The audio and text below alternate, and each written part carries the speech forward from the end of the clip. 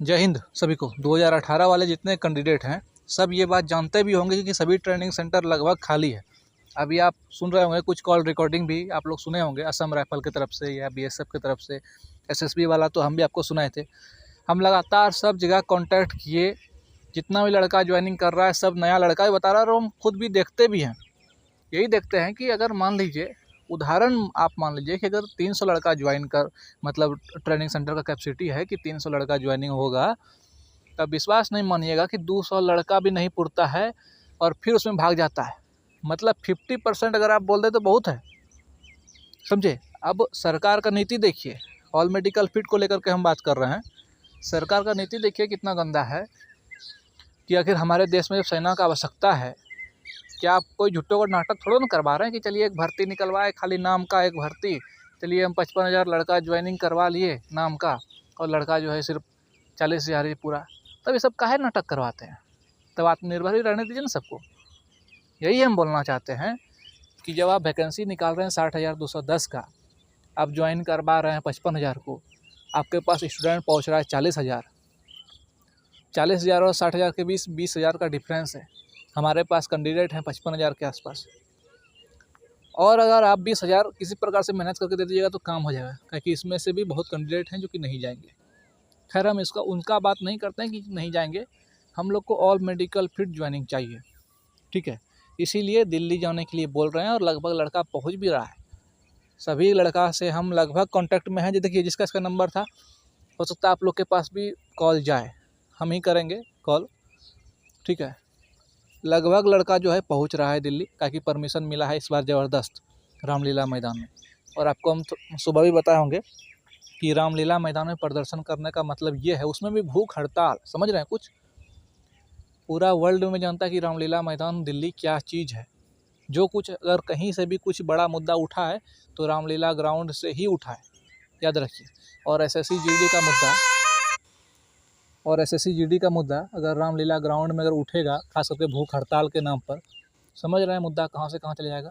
आखिर भूख हड़ताल करने वाला अभ्यर्थी है किस चीज़ का भाई? तो ये अभ्यर्थी सभी चीज़ में सेलेक्टेड है, मेडिकल, रिटर्न, फिजिकल, उसके बाद भी इनको ज्वाइनिंग नहीं मिला।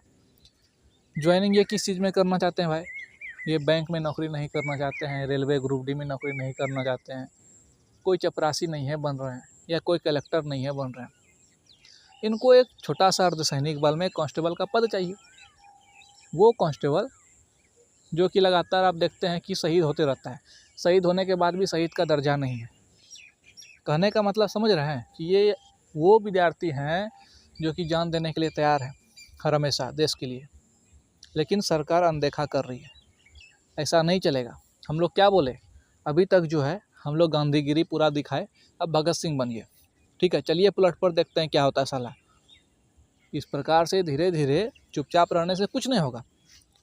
मान लीजिए आपके घर में कोई मेहमान आया है, आप उसको रोजे रोज एक के भात दालें चावल उसको रोज रोज खिला रहे हैं एक के चीज़, जब तक वो आपको नहीं बोलेगा कि जो हमको खाना जो है अच्छा नहीं लगा, तब तक आप उसका खाना चेंज नहीं कीजिएगा। अगर आप दोगला आदमी होंगे तो।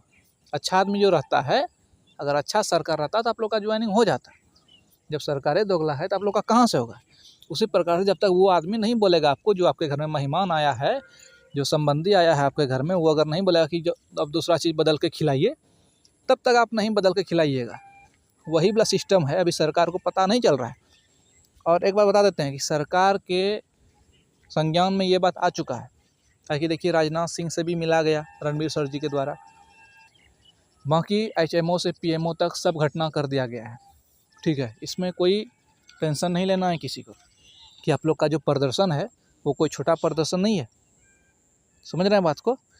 सबसे बड़ी बात है कि जब ट्रेनिंग सेंटर आप बना रहे हैं कि 500 लड़का का, मान लीजिए एक उदाहरण दे रहे हैं कि 500 लड़का का ट्रेनिंग सेंटर एक कैपेसिटी है आपके पास, और आप व्यवस्था भी यही किए थे कि 500 लड़का को हमको तैयार करना है, और आपके पास 300 लड़का पुर रहा है, 200 लड़का पुर रहा है, तो आप और लड़का को नहीं लीजिएगा।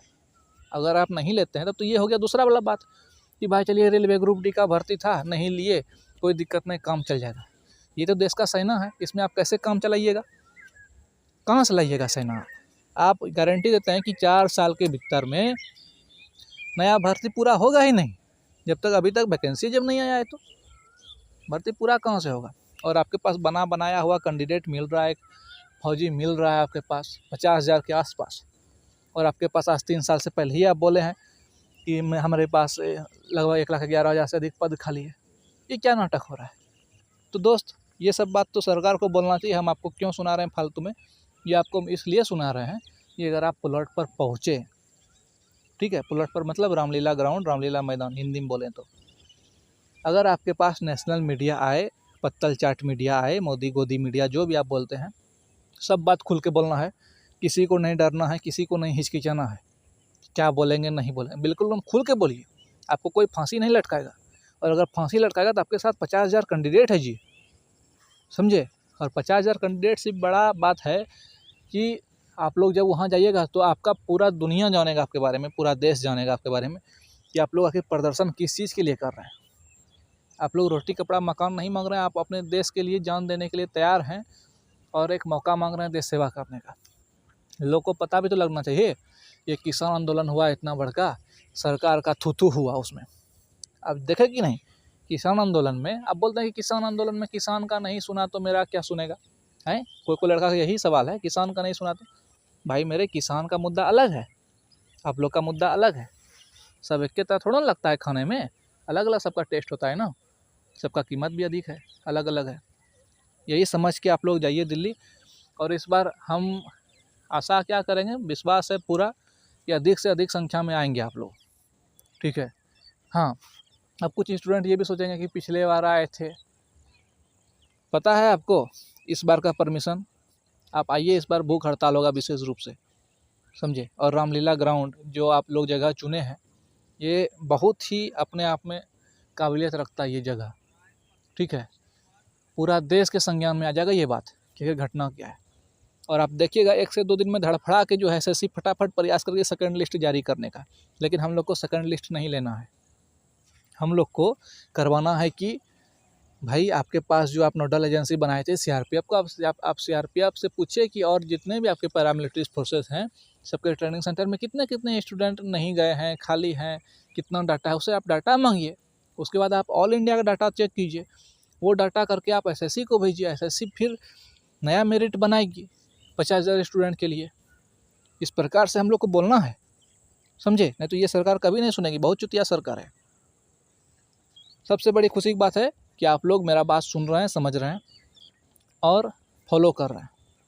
फॉलो मेरा बात करने से कुछ नहीं होगा, अपने अंदर की आवाज़ से, अपने अंदर से पूछिए आपके अंदर से क्या आवाज़ आ रहा है, ठीक है।